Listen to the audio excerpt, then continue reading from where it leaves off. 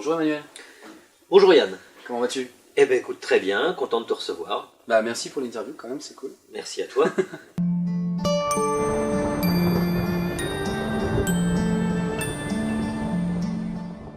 Pour commencer, est-ce que tu peux te présenter un petit peu? Qui est-ce que tu es dans le monde des vivants?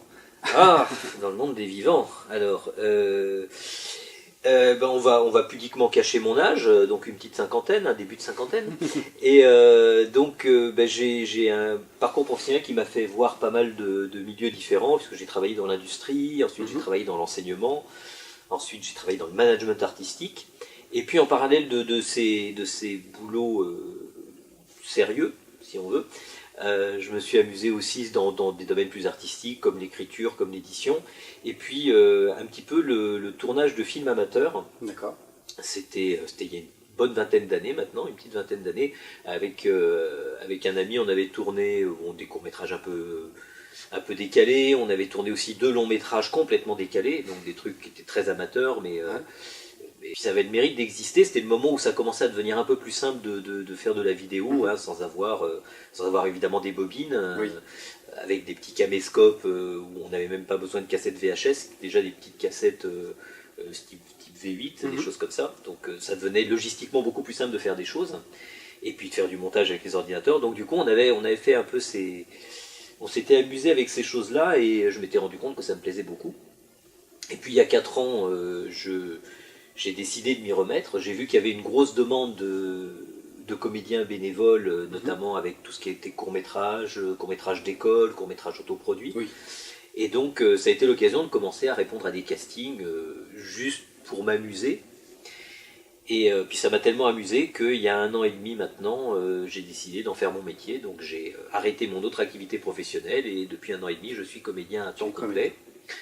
Donc sur des projets bénévoles et sur des projets rémunérés, en essayant petit à petit de construire une carrière digne de ce nom, et de me glisser de plus en plus dans le milieu professionnel. T'as pas eu forcément de formation à proprement parler pour devenir comédien, t'as pas suivi Non. de cours ou d'école pour faire comédien, tu t'as appris sur le tas on va dire. C'est exactement ça. Alors j'ai fait du conservatoire il y a très longtemps, quand j'étais au lycée, conservatoire en banlieue parisienne, mais bon, d'abord ça remonte très loin, donc je suis pas certain que ça ait une vraie validité de formation aujourd'hui. Et du coup c'est vrai que, comme tu dis, je me suis formé sur le tas et j'ai jamais véritablement fait de formation. Ce qui parfois, je trouve, me pose un petit peu un problème, parce que du coup j'ai le sentiment, tu vois, qu'il me manque un peu des bases théoriques. Quelque chose, voilà. Hein. Tout ça, c'est sur le tas, c'est très intuitif, quoi. Mais il n'y a pas de base théorique véritablement dans ce que je fais, et parfois ça me pose un peu problème. Et est-ce que tu peux nous présenter un petit peu ton personnage dans la série Purgatoire? Alors, le personnage, voilà, c'est Cell. Déjà, au début, c'était le guetteur, c'est-à-dire que, si je ne me trompe pas, au début, il n'avait même pas de nom, même pas de nom ni de prénom, c'était juste le guetteur. Il avait vocation à être là juste dans 1 ou 2 épisodes pour donner aux spectateurs et à Sam quelques informations sur le purgatoire, mais il n'était pas du tout censé perdurer. Il fait partie des gens qu'on appelle des guetteurs, qui accueillent les nouveaux venus au purgatoire. Les gens qui viennent de mourir et qui arrivent au purgatoire sont accueillis. Ils ont normalement une petite brochure, vu que Sam a été accueilli de façon un peu improvisée, parce que Cell a été prévenu au dernier moment. Cell n'avait pas ses petites brochures, mais normalement il a ses petites brochures, c'est très bien fait, c'est très bien calé pour expliquer ce que c'est que le purgatoire et comment ça fonctionne. C'est très administratif, exactement. Et Cell est quelqu'un de très administratif, hein, d'où le costard-cravate. C'est quelqu'un, voilà, qui a son iPad à la main avec sa liste de gens à accueillir. C'est quelqu'un qui fait les choses de façon très carrée, très rigoureuse, très administrative. Et en particulier, il faut que ce soit comme dit la liste. C'est-à-dire qu'il ne faut pas qu'il y ait quelqu'un qui ne figure pas sur la liste qui débarque, il faut que les choses se passent bien. Et c'est ce qui se passe avec Sam qui arrive alors qu'il n'est pas sur la liste. Alors là, pour Cell, c'est la fin du monde, quoi. Parce que le protocole n'est pas respecté, donc c'est très grave. Il est totalement perturbé. Il est complètement perturbé. Et d'ailleurs, il le fait bien sentir à Sam en l'accueillant d'une façon assez peu accueillante. On voit par la suite dans le flashback que Hal lui a un peu forcé la main pour aller accueillir Sam, et ça, c'est le genre de choses que Cell n'aime pas du tout. Tu sais qui m'envoie là? Le mec avec le parapluie? Qui? Non, je sais pas, non. Le Big Boss. Le Big Boss? Mais non, non, non, rien à voir, non. Non, Simon. Simon en personne. Simon? Ouais, bon, peu importe. On voit qu'il est là pendant 2 saisons déjà encore, Mhm. qu'il sera probablement là pour la 3e saison. Comment tu as travaillé tout ça? Les premiers éléments que m'a donné Charlie, puisque c'est Charlie que dans un premier temps j'ai rencontré pour le casting, entre guillemets, et que j'ai rencontré Guillaume par la suite, l'élément que m'avait donné Charlie, c'est qu'en fait, Cell est drôle parce qu'il n'a pas d'humour. D'accord. Que c'est le gars qui ne rigole pas, qui n'a aucun sens de l'humour, et c'est ça qui de temps en temps le rend drôle dans un univers un petit peu décalé, où on a notamment Hal qui est Qui est le joyeux luron. qui est le joyeux luron, et du coup le jeu de contraste entre les deux crée un peu le côté rigolo. C'était le clown triste en quelque sorte, et donc je l'ai travaillé comme ça, avec en plus un dialogue qui était assez bidonnant, je trouve, enfin que je trouvais très drôle, qui était très camelotien. Oui. C'est une des rares incursions, je trouve, de l'esprit Camelot dans Purgatoire. Okay. C'était une des rares incursions où on avait l'impression d'un dialogue un petit peu camelotien, donc du coup je me suis beaucoup amusé à le faire, mais toujours avec ce côté pince sans rire, clown triste, clown, quel que soit ce que je dis, je suis pas là pour rigoler, je fais la gueule. Ouais, d'accord. Donc ça c'était le point de départ. Alors évidemment le personnage évolue un petit peu. Alors là-dessus Charlie avait été très, très clair et très honnête quand on s'était rencontrés la première fois. Il m'avait bien dit voilà, c'est un personnage qui n'a vocation à rester que très brièvement pendant quelques épisodes, mais on va aussi réagir à la vie des internautes, à la vie des spectateurs, à la façon aussi dont ça va se passer effectivement et dont la série va se développer. Elle était dans la tête de Guillaume, elle était déjà calée dès le début, hein, pour l'ensemble des saisons et pour l'ensemble du fil narratif, mais bien entendu il y a des choses qui ont évolué un petit peu, et même si le fil narratif est resté le même, il y a eu plus de profondeur apportée du coup. Voilà, à certains personnages, d'autres qui se sont rajoutés, d'autres peut-être qui finalement ne sont pas apparus comme prévu parce que la série a vécu sa propre vie finalement. Et donc Charlie m'avait dit dès le départ, selon la façon dont ça évolue, peut-être que les personnages seront amenés à rester plus longtemps que ce qui était prévu, ou à disparaître plus tôt que ce qui était prévu. Mais par la suite, donc, comme il revient, il a été amené un petit peu à évoluer justement, et on est amené à montrer que finalement Cell est quand même un personnage pas antipathique. C'est-à-dire si on en reste au premier épisode dans lequel il apparaît, c'est vraiment pas le gars avec qui on a envie d'aller dîner, quoi. Il est franchement pas sympa. Non. Et en fait, ce que j'ai essayé d'apporter comme couleur dans la suite, et plus particulièrement dans la saison 2, c'est qu'au fond, c'est un brave type, Cell. Il a effectivement ce côté un peu soupe au lait, un peu administratif, un peu brut de fonderie, genre on n'est pas là pour être sympa, on est là pour être efficace. Mais à côté de ça, c'est pas le mauvais bougre, il est sympa. Et même vis-à-vis de Sam, finalement, il le prend en affection, parce que c'est vrai que Sam est quand même un peu paumé dans cette histoire, quoi. Et à la longue, Cell finit par le prendre en amitié et par vouloir essayer de l'aider un petit peu. Dans l'épisode qui s'intitule Léonard, c'est ce qu'il lui dit à la fin. Il lui dit je vais t'aider. Et au moins je vais t'aider à essayer de comprendre dans quelle situation tu es. Parce que c'est ça le gros problème de Sam, c'est que du coup il sait pas trop où il est. Quoi. Où il est. C'est pareil quand Cell accepte d'emmener Sam voir son frère, revoir son frère. C'est dans, je crois, l'épisode 3 ou 4, enfin c'est au début de la saison 2. C'est l'épisode 3, si je me souviens bien. Oh, c'est bien, tu connais mieux les épisodes que moi. Si Guillaume était là, je me ferais enguirlander, mais heureusement il n'est pas là, donc ça va, on est entre nous, personne ne verra ça, donc c'est bon. Et donc voilà, Cell accepte d'emmener Sam revoir son frère parce que finalement il n'est pas si méchant que ça, quoi. Oui, c'est ça. Il est juste un petit peu scotché à son règlement, c'est tout. Sam! Très protocolaire. Très protocolaire. Et ça a aussi un avantage, c'est que ce côté très protocolaire est aussi lié à sa grande loyauté vis-à-vis non seulement de l'administration qu'il sert, mais aussi de Simon. C'est-à-dire qu'il y a une grande loyauté de Cell vis-à-vis de Simon, qu'on sent, même si elle n'est jamais, je crois, exprimée très explicitement, très clairement, on la sent dans les relations entre Simon et Cell. C'est quelqu'un qui est fondamentalement loyal, quoi. Qu'est-ce que tu as comme projet, enfin, comme autre projet sur lesquels tu travailles actuellement? Alors, comme autre projet, il y a beaucoup de web-séries, parce qu'en fait, je ne connaissais pas vraiment la web-série avant de débarquer dans Purgatoire, et du coup, ça a été une grande révélation. Je me suis aperçu que c'était un format qui me plaisait beaucoup, et donc là, je suis et je vais être, j'espère, sur pas mal de web-séries.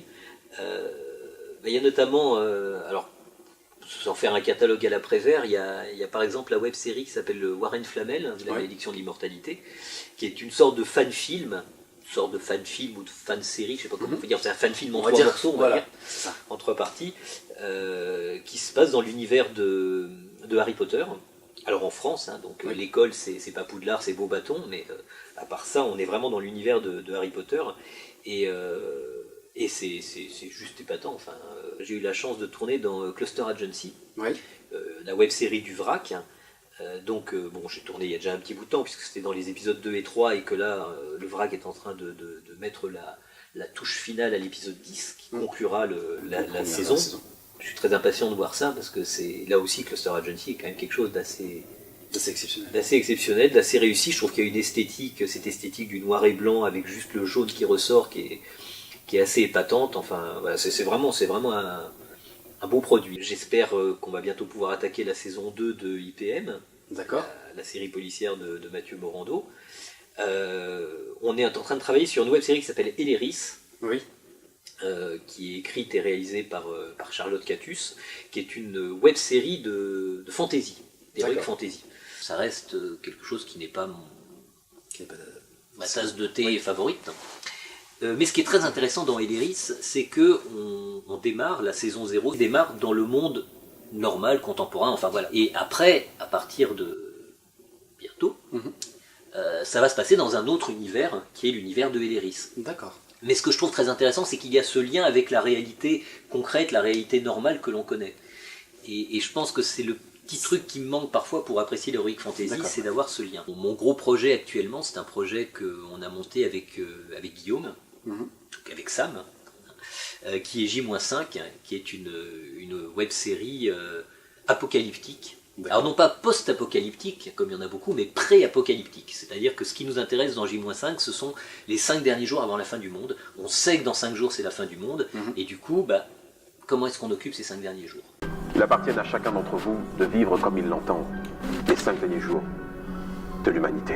Et peut-être qu'effectivement, au moment où vous regarderez cette interview, vous aurez déjà peut-être vu quelques épisodes de J-5, j'espère, mais je suis en train de découvrir ce que c'est que la post-production. En tant que comédien, pour moi, je ne voyais pas. Il y avait un moment où je jouais mon rôle, et puis 6 mois après, boum, miraculeusement, ça sortait. Et entre les deux, il y avait une boîte noire dans laquelle j'avais jamais mis le nez. Je connaissais pas mon bonheur à l'époque.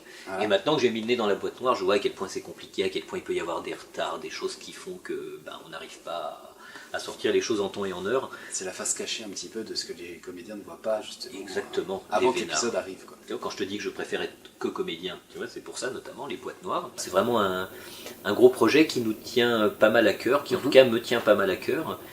Et voilà, et qui a été vraiment l'occasion de bosser avec des gens super et de découvrir des gens que je connaissais pas. Par exemple, Anthony, on n'avait jamais eu l'occasion de travailler ensemble.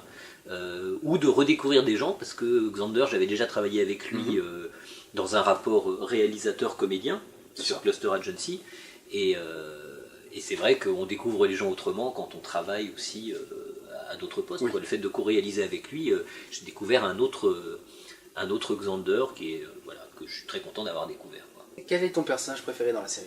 C'est très difficile d'avoir un personnage préféré dans Purgatoire, parce que je trouve qu'il y a une vraie cohésion de l'univers, c'est-à-dire que c'est un petit peu comme un jeu de Mikado. Je pense que si tu en retires un, ça te casse la figure, ça bouge, parce que voilà, tout ça est très structuré, tout ça tient la route. Et de ce point de vue-là, j'aurais envie de te faire une réponse extrêmement centriste en me disant mais j'aime tout le monde, ils sont tous super. Et c'est vrai qu'effectivement, outre que je trouve qu'on a un casting qui tient super bien la route, j'ai du mal à dégager un personnage préféré.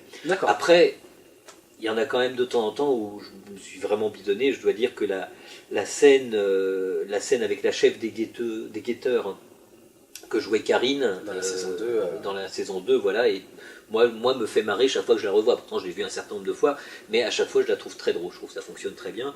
Je trouve que le personnage de Germaine, interprété par Françoise Ray, qui distribue le courrier, je le trouve très drôle aussi, donc voilà, donc tu vois, je m'en sors en citant des personnages qu'on a vus ponctuellement, histoire d'essayer de m'en sortir un petit peu. Mais un petit peu la chance à tout le monde d'avoir... Voilà, mais c'est vrai que non, mais je trouve que voilà, tous les personnages tiennent très bien la route, et j'aurais beaucoup de mal à sortir un personnage préféré. Je trouve que tous ont quelque chose tous ont qui quelque rendent chose, intéressant. exactement, et attachant.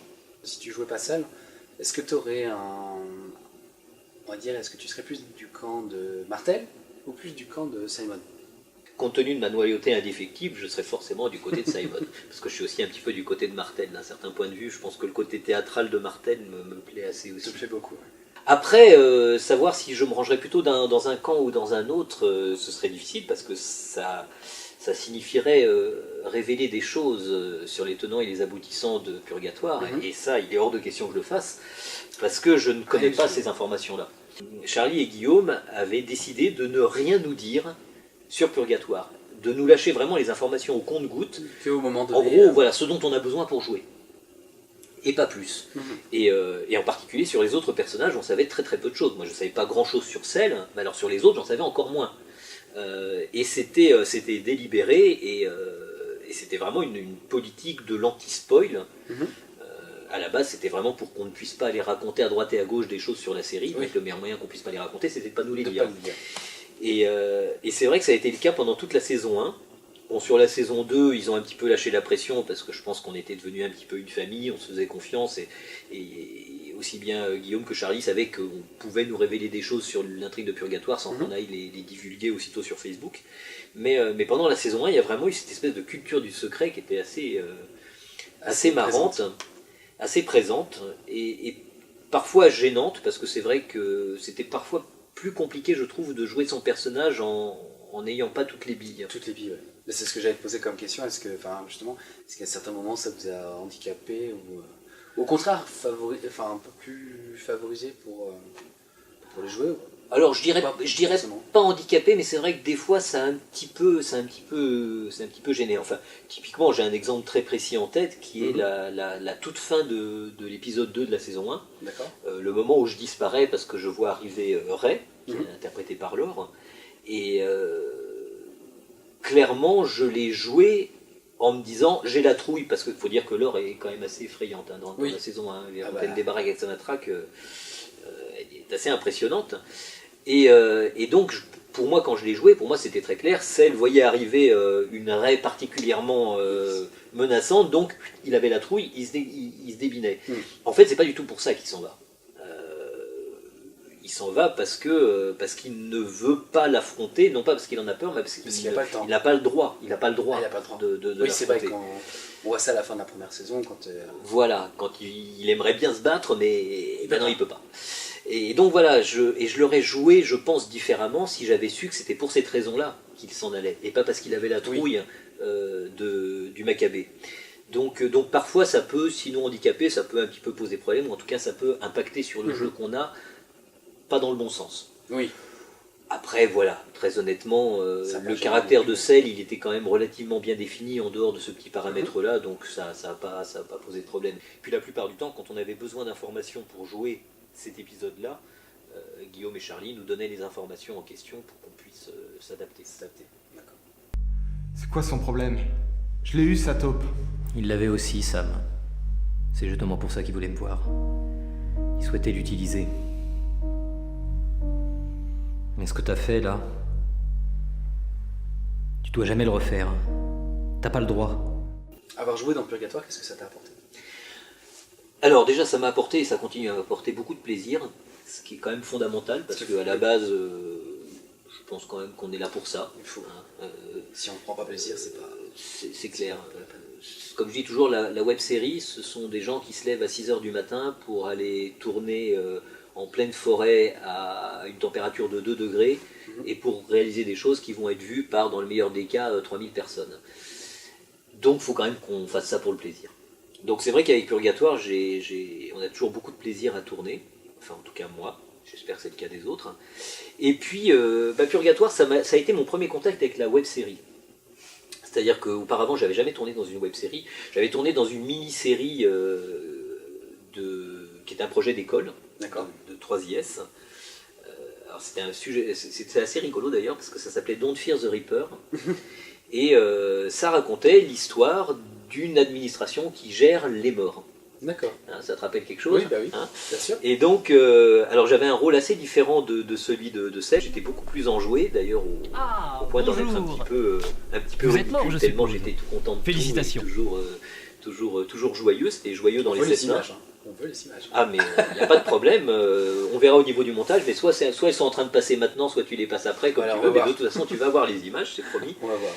Et puis peu de temps après, j'ai travaillé avec une autre école sur un autre projet d'école qui était une autre mini-série qui s'appelait Le Bureau du Dessous, D'accord. qui décrivait une administration qui gérait Eh ben, la mort décidément. des gens. Donc voilà, en l'espace de 1 an et demi ou 2 ans, je crois, je me suis retrouvé à faire ces 3 rôles-là. Mhm. Je me suis dit, il y a quelque chose dans l'air là. Manifestement, la mort. Et encore, Mortus Corporatus n'existait pas encore, et Oui. est arrivé par la suite. Et Ephémera, Ephémera aussi. que je ne connaissais pas, je ne sais pas si ça existait déjà ou si c'est apparu après, mais Mhm. enfin, en tout cas, voilà, j'ai découvert Ephémera par la suite. Donc, on sent que c'est un sujet qui est prégnant. Hein. Donc, je ne connaissais pas du tout la web-série avant de jouer dans Purgatoire. Tu ne savais pas ce que c'était aussi. Je savais pas ce que c'était. En fait, la première fois que j'ai rencontré Charlie, on s'était pris un verre ensemble. En quelque sorte, c'était ça le casting. C'est-à-dire Mhm. que la philosophie de Charlie et Guillaume était de se dire, de toute façon, les gens qu'on va rencontrer sont des comédiens, donc en gros, ce qu'on va leur demander de jouer, ils vont savoir le faire. Le problème, c'est de savoir, est-ce que on va s'entendre avec ces gens-là? Est-ce qu'on C'est a ça. les mêmes délires? Est-ce qu'on C'est ça. est dans le même esprit, dans les mêmes références? Est-ce qu'on va s'entendre avec eux? Donc le casting, en quelque sorte, ça a été de prendre un verre avec Charlie et puis de parler parler de un ce petit qu'on aimait, de ce qu'on n'aimait pas, etc. Et c'est Charlie qui m'a parlé, par exemple, du Visiteur du Futur ou de Noob. J'avais jamais entendu parler du Visiteur du Futur ou de Noob. Donc, dès que j'ai eu fini mon rendez-vous avec Charlie, je suis allé tout de suite sur mon ordinateur pour essayer de voir ce que c'était que tous ces trucs-là.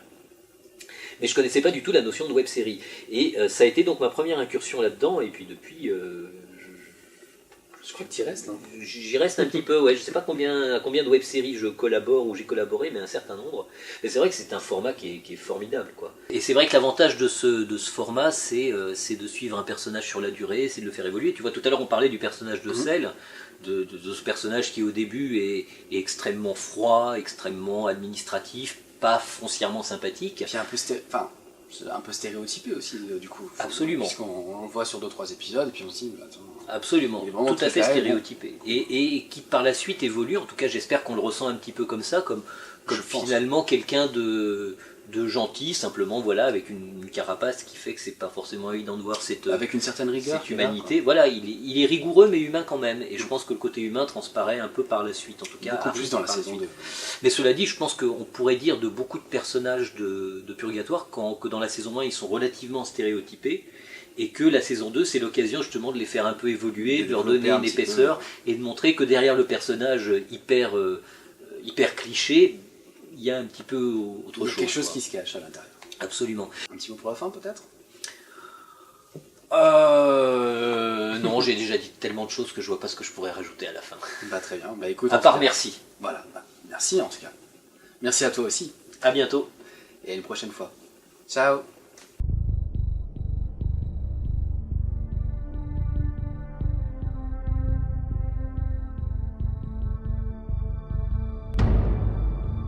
Bah, c'est pas l'envie qui manque, hein.